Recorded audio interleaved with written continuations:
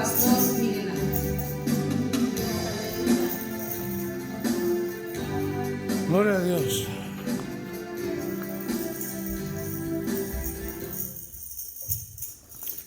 Gloria a Dios, damos gracias al Señor.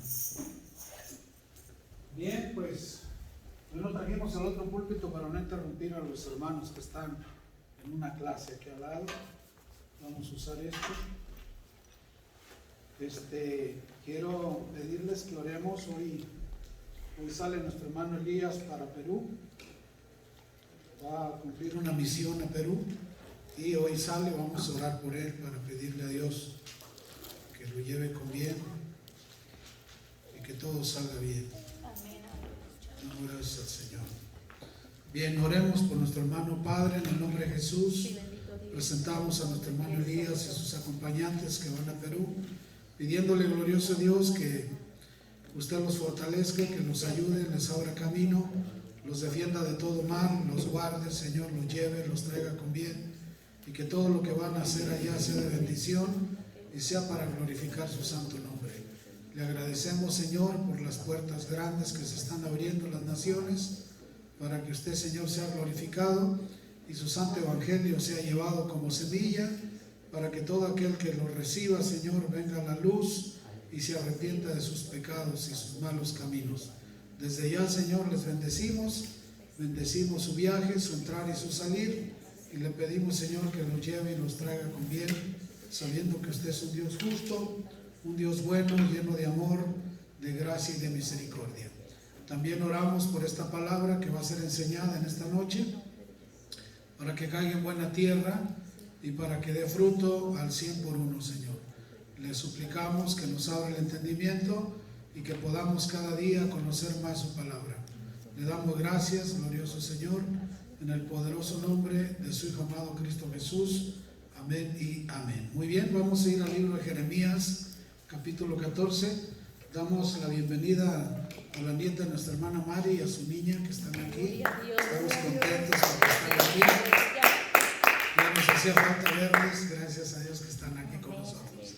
Muy bien, Jeremías 14:1.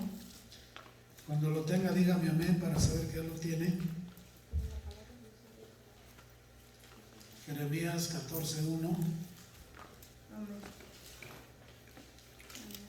Proverbios, Isaías, Jeremías. Amén. Muy bien. Jeremías 14:1 dice la poderosa palabra del Señor: palabra de Jehová que vino a Jeremías con motivo de la sequía. Se enlutó Judá y sus puertas se despoblaron. Se sentaron tristes en tierra y subió el clamor de Jerusalén. Padre, en el nombre de Jesús, le damos toda gloria, Señor, toda honra, toda adoración, Señor, toda alabanza. Le suplicamos, Señor, que nos bendiga con su rica y poderosa palabra, que hagamos caso de sus recomendaciones y que podamos, Señor, arrepentirnos de todo mal camino, de toda cosa negativa que no le agrada a usted, Señor, y santificarnos y apartarnos para la gloria de su nombre. Desde ya, Señor, nos ponemos en sus santas manos y que su nombre sea glorificado. Le damos gracias, Padre, en el glorioso nombre de su Hijo amado Cristo Jesús. Amén y amén. Tomen asiento, hermanos. Bien, mi obligación es enseñar a la iglesia, avisarles lo que el Señor avisa, para que la iglesia esté apercibida y la iglesia esté lista y tome sus precauciones. Así como Jeremías profetizó a este pueblo de Judá, a un pueblo rudo, un pueblo difícil, el Señor ha estado indicando que viene hambre en camino. El tema de esta noche es: viene hambre. Usted dirá, no puede ser que venga hambre porque estamos en abundancia, hay un país abundante, tenemos de todo. Pues el Señor está avisando que viene hambre y que el pueblo se tiene que prevenir, que el pueblo tiene que ser sabio y tiene que acumular su comida para estar prevenido, porque se va a poner difícil la situación. Y aquí Dios usa a Jeremías, que nuestro hermano Jeremías vivió una edad de 65 años fue un hombre muy atacado, fue un hombre muy criticado, fue un hombre que él no quería profetizar, pero como fue escogido desde el vientre de su madre, no le quedaba otra más que profetizar. Y le tocó profetizar en el reino de dos reyes, de Josías y de Joacim. Y estos reyes no querían a Jeremías, porque profetizaba todo lo contrario de los demás profetas. Todos los demás profetas decían: todo está bien, no viene nada, no va a pasar nada, no hay enemigo que venga. Y mientras Jeremías decía: no, viene el rey Nabucodonosor, y vienen los caldeos y van a llevar cautivo a todo el pueblo, y viene hambre, viene sequía. Y no le creían a Jeremías, de hecho lo consideraban que estaba loco, y fue despreciado. Fue un hombre que batalló mucho, fue un hombre que sufrió mucho por obedecer a Dios. Y una de las características es que uno, por obedecer a Dios, uno va a ser muy despreciado. Mucha gente te desprecia, mucha gente te hace a un lado, porque una cosa es servir a Dios y otra cosa es servir al mundo. Amén. El que sirve a Dios, sirve a Dios, y el que sirve al mundo, sirve al mundo, porque este mundo está bajo la influencia del enemigo. El príncipe de este mundo es el Satanás, que el Señor lo reprenda.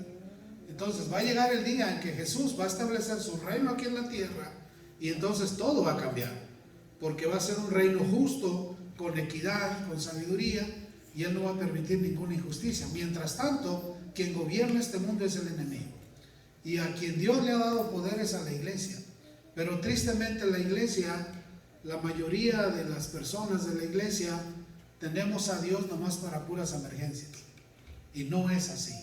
Dios es Dios con nosotros o sin nosotros, y nosotros lo necesitamos a Él más que nadie, y nosotros tenemos que estar cerca de Él, porque los tiempos no vienen para buenos. Mucha gente piensa que los tiempos vienen para buenos. No, la palabra del Señor no enseña eso.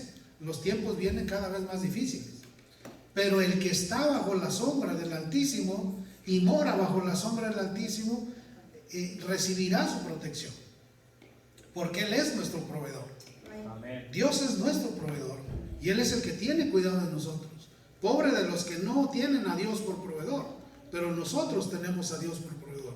Y tan bueno es que antes de que exista una calamidad o un desastre, Él lo avisa, y el que se previene, se previene. Amén. Por eso las hormigas son tan famosas en la Biblia, en el libro Proverbios, porque no teniendo rey ni quien las gobierne, ellas en tiempo de verano recogen para tiempo de invierno, y nosotros no hacemos eso. Pero aquí menciona Jeremías y dice en el 14:3: los nobles enviarán sus criados al agua. Vinieron a las lagunas y no hallaron agua. Volvieron con sus vasijas vacías y se avergonzaron, se confundieron y cubrieron sus cabezas. Los hombres nobles que tenían sus trabajadores decían: ve a la laguna y trae agua. Y sí, ellos iban obedientes a la laguna a traer agua, y regresaban con sus vasijas vacías porque no había agua. Porque Dios había dado un aviso al pueblo de Israel, porque se habían vuelto a la idolatría. Aquí uno de los reyes cometió un gravísimo error. Este rey, uno de los reyes, lucha contra uno de los faraones de Egipto, y cuando este es herido de muerte, Josías, el pueblo, al verse sin rey, se vuelve a la idolatría. Y cuando el pueblo se vuelve a la idolatría y peca contra Dios, Dios manda un aviso, y el aviso era la sequía.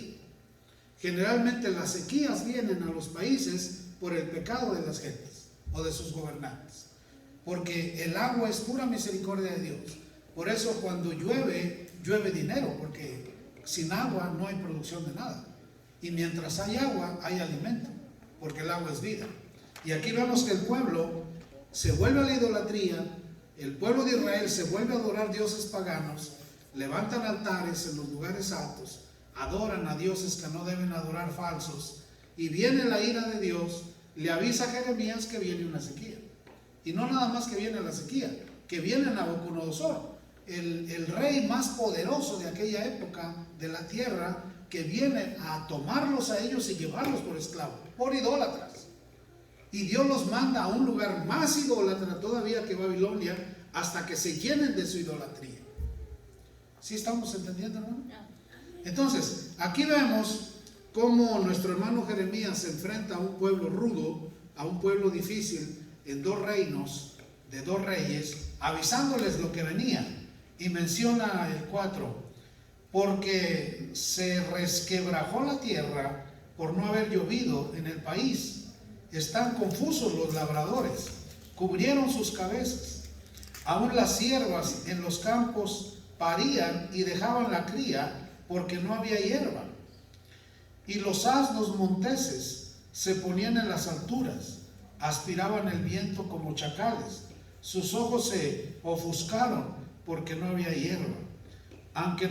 Y aquí vemos cómo Jeremías se incluye en todo el pueblo y confiesa a Dios las iniquidades del pueblo, y se incluye él como un pecador. En ningún momento dice: no, Señor, yo no soy pecador, soy tu siervo. No, Jeremías se pone como un pecador más de la comunidad del pueblo, intercediendo por los pecados del pueblo, porque Jeremías sabía que Dios iba a cumplir su palabra. De hecho, en plena sequía, Jeremías pide misericordia. Muchas veces la gente no cree, pero ¿quién iba a pensar que Venezuela, uno de los países más ricos de Centroamérica, era prácticamente el segundo Estados Unidos en Centroamérica, que había dinero en cantidad, había cantidad de abundancia? Si alguien decía y profetizaron que iba a haber hambre, no lo creían. ¿Y ahora cómo está el país? ¿O quién diría de un Cuba, donde la tasa de mortalidad es la más alta del mundo por hambre, porque la gente no tiene que comer y mejor se quita la vida? Entonces, cuando un profeta en tiempos de abundancia avisa lo que viene, no le creen. Mientras que todos los demás profetas profetizaban: no es cierto que viene Nabucodonosor. El Señor dice que no viene Nabucodonosor, cuando el Señor decía que sí venía Nabucodonosor. Los otros decían: no es cierto, no va a haber sequía, Jeremías está mal. ¿Ah? Y Jeremías: no, el Señor dice que sí hay sequía.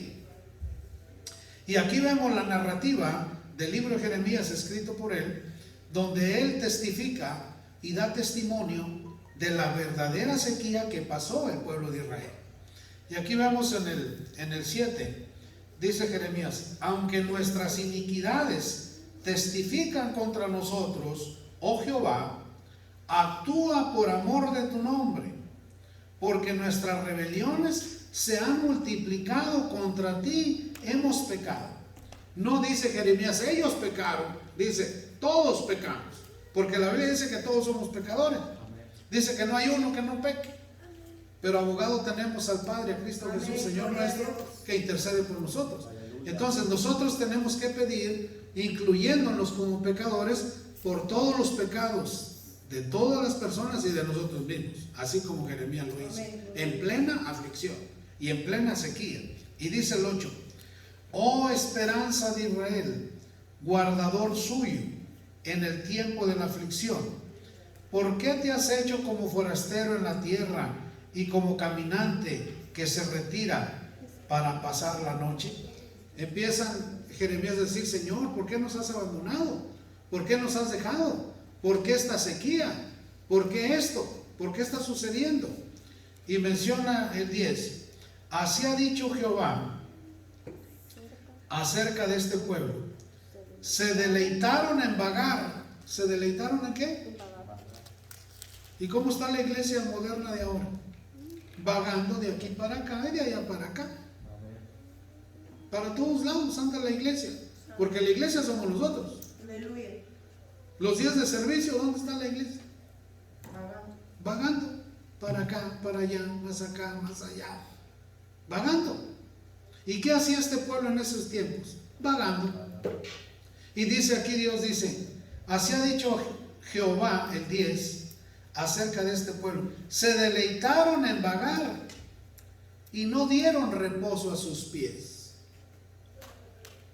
Mire, una vez me dio una palabra el Señor y me dijo en California: el único, dile a la iglesia, me dijo, dile a la iglesia, una palabra que bajó mi corazón, me dijo: dile a la iglesia que el único momento que me dan para embellecerlos es cuando vienen a mí.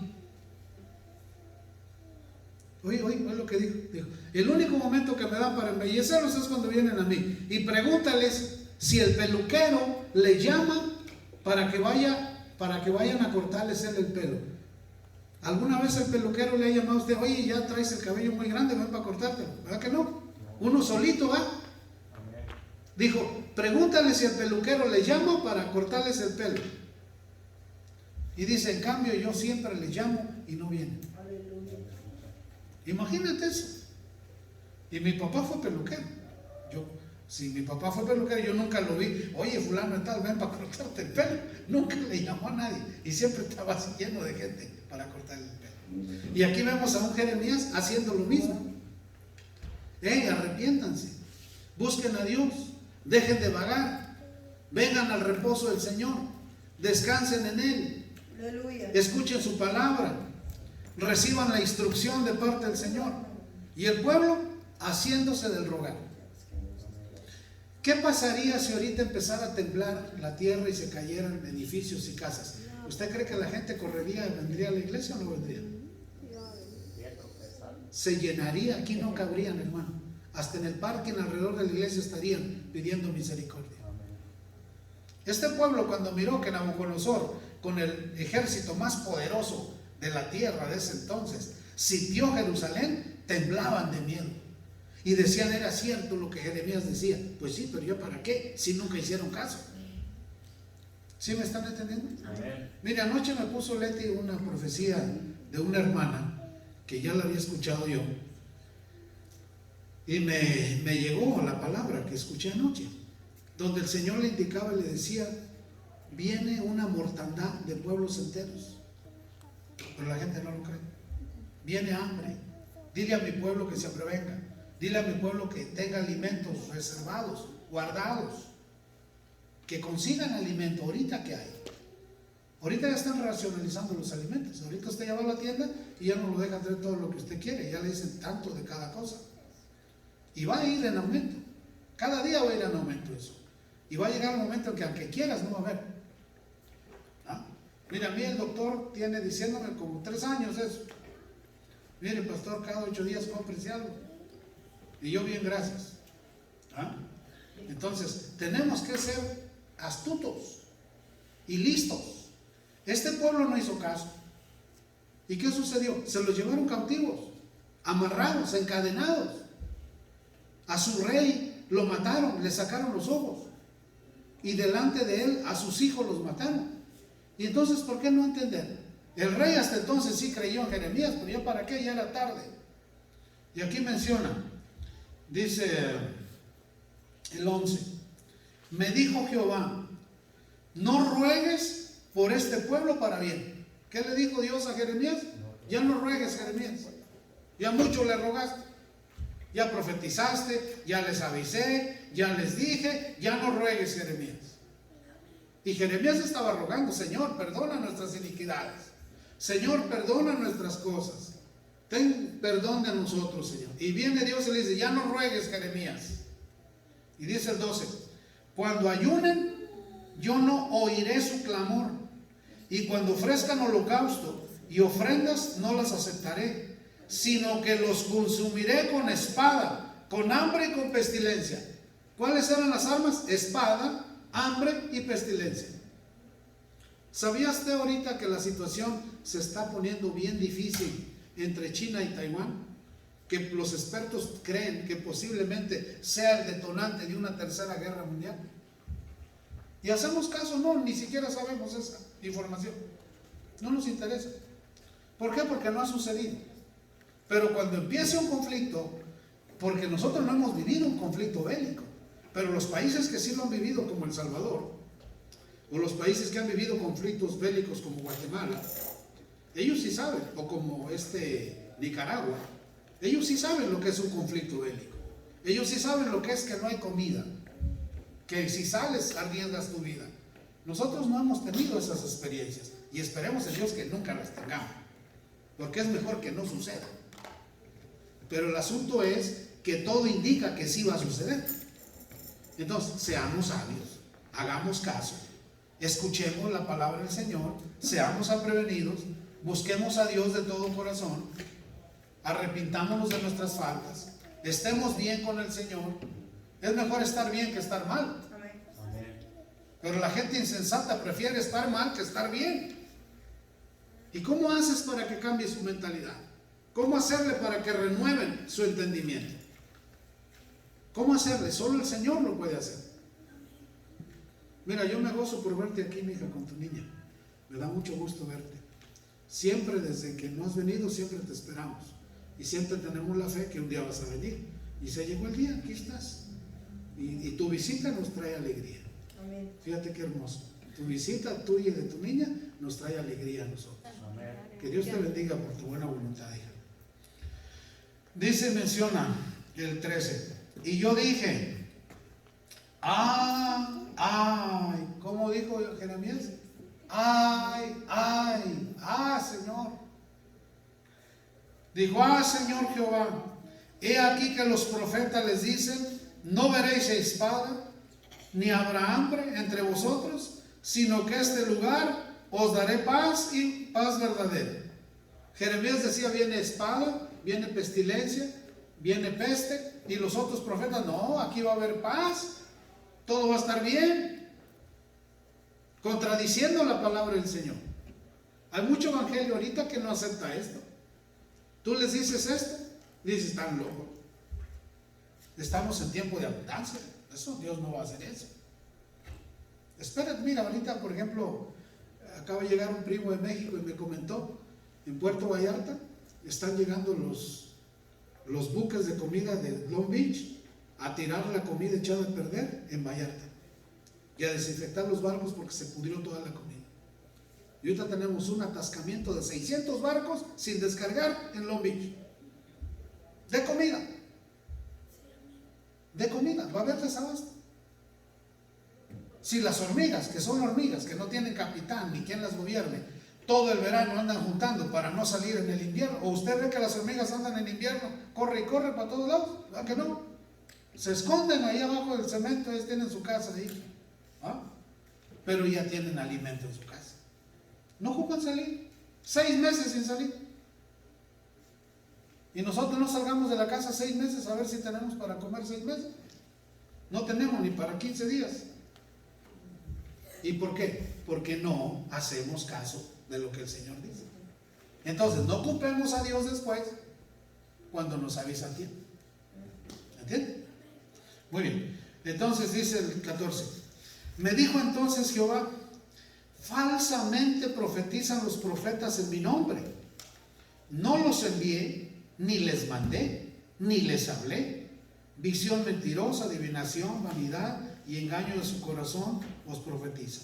Por tanto, así ha dicho Jehová sobre los profetas que profetizan en mi nombre, los cuales yo no envié, y que dicen, ni espada, ni hambre habrá en esta tierra. Con espada y con hambre serán consumidos esos profetas. Imagínense. Dijo Dios, como no lo creen, con espada y hambre serán consumidos ellos.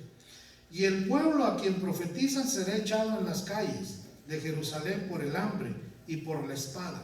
Y no habrá quien los entierre a ellos, a sus mujeres, a sus hijos y a sus hijas.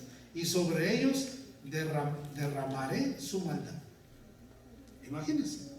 Y menciona, dice, les dirás pues estas palabras: derramen mis ojos lágrimas noche y día, y no cesen, porque de gran quebrantamiento es quebrantada la Virgen, hija de mi pueblo, de plaga muy dolorosa.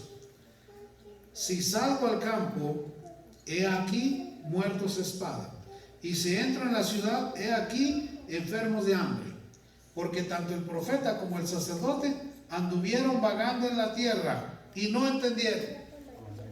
El sacerdote y el profeta andaban vagando con el pueblo. ¿Sí me entienden? Es, por ejemplo, que alguien, miembro de la iglesia, diga: pastor, no vaya a la iglesia hoy, véngase conmigo, vámonos a X lugar en día de servicio. ¿Qué es lo que tengo que hacer? Mejor, mi obligación es estar aquí, no andar allá vagando, ¿verdad?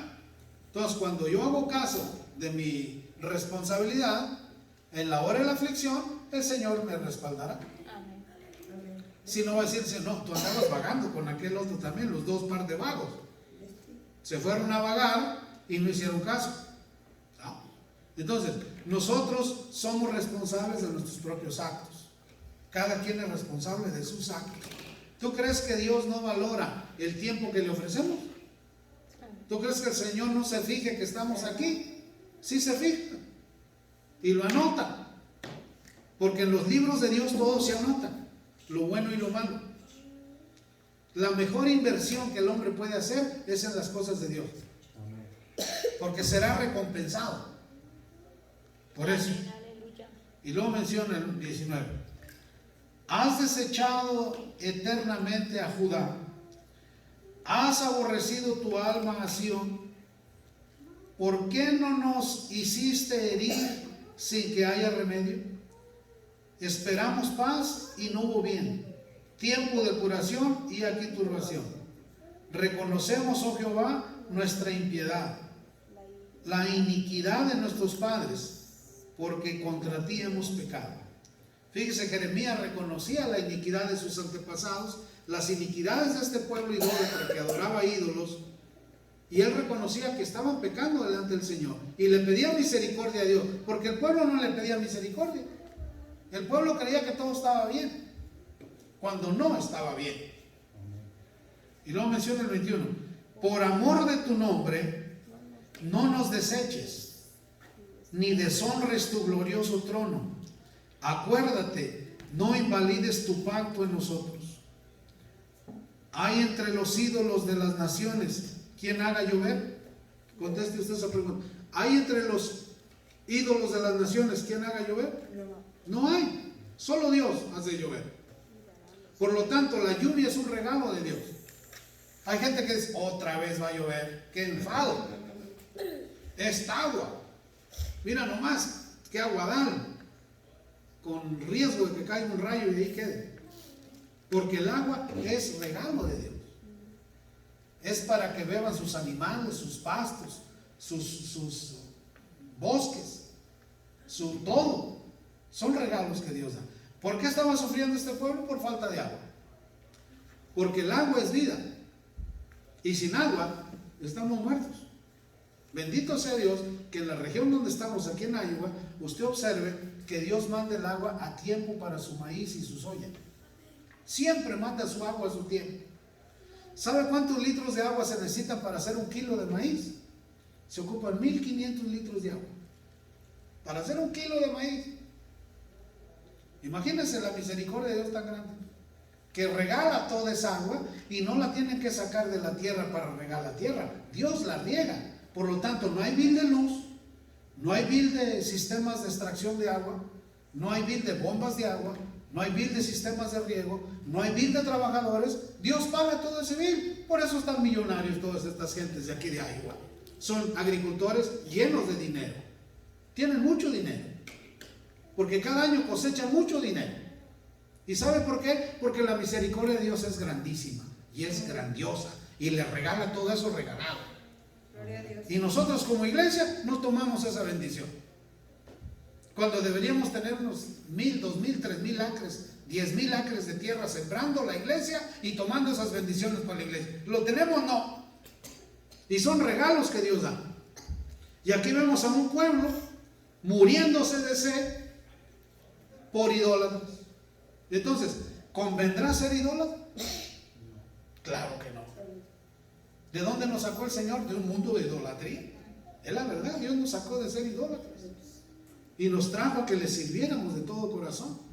Por lo tanto, las bendiciones de Él llegan a nosotros y llegan a nuestros hijos.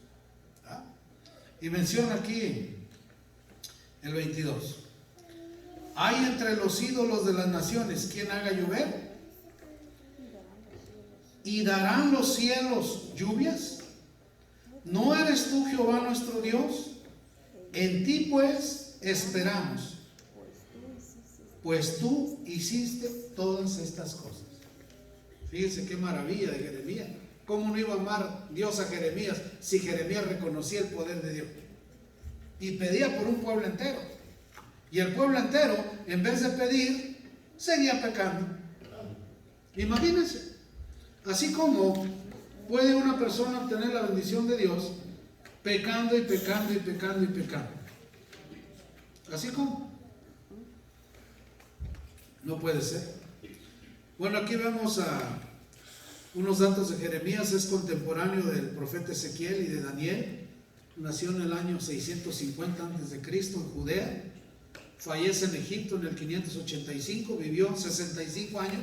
Fue un hombre longevo, porque en aquel tiempo morían muy jóvenes la gente. La gente que llegaba a 30, a 40, pues vivía mucho. Pero Jeremías vivió 65 años. Dios lo cuidó. Se le atribuyen los libros de los reyes y el libro de Lamentaciones. Profetizó en el reino de Judá, en los periodos de los reyes Josías y Joacim.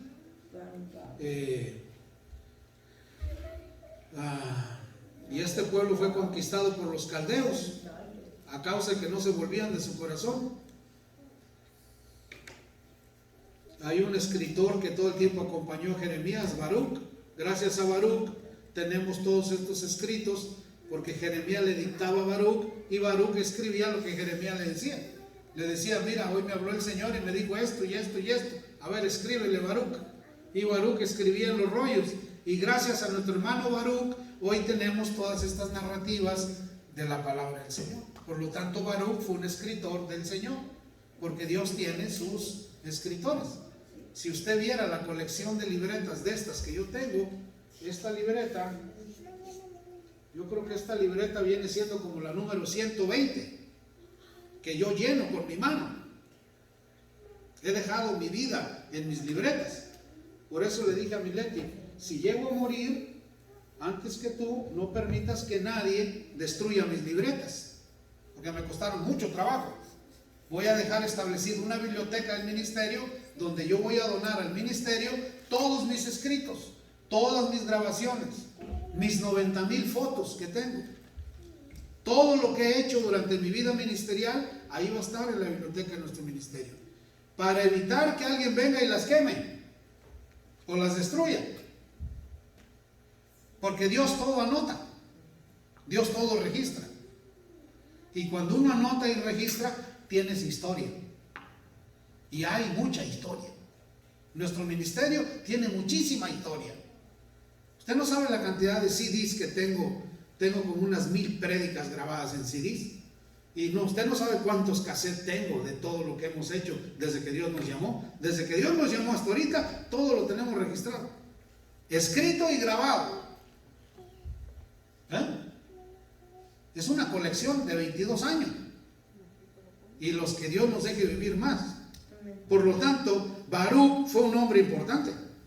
Fue un escritor de las Sagradas Escrituras. Aunque no lo reconocen, el mérito se le dio a Jeremías, pero su escribano era Baruch. Entonces, Jeremías profetizó la invasión de los pueblos del norte de Babilonia.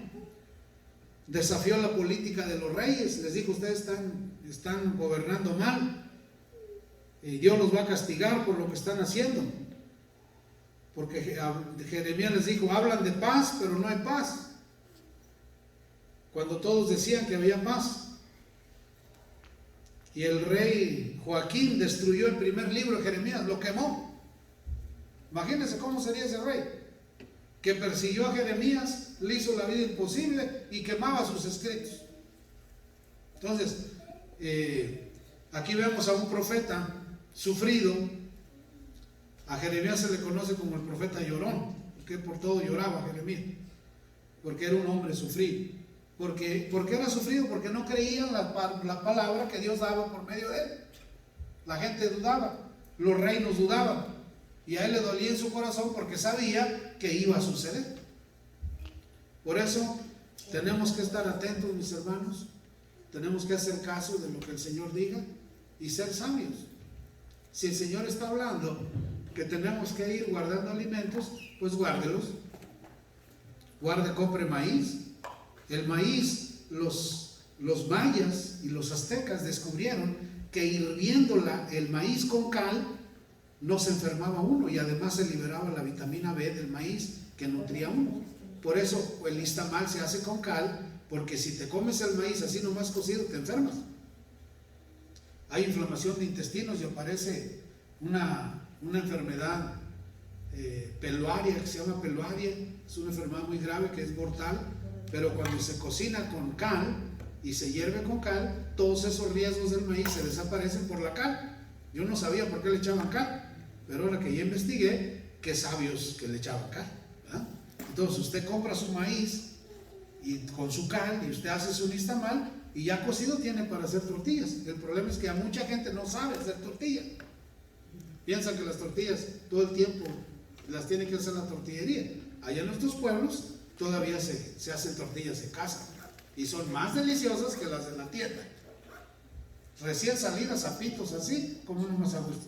Tu mamá te hace tortillas, ¿eh? Imagínate qué privilegio tuyo. Es una maravilla.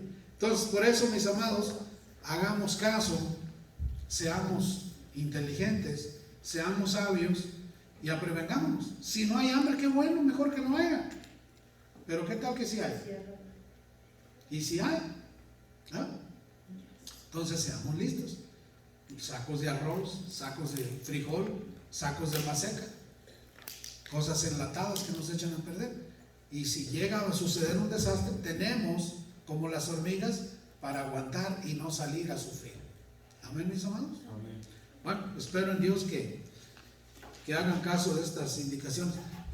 Alguien párale ahí la bolita blanca, párale ya, por favor. Bueno, pónganse sobre sus pies, vamos a darle gracias al Señor.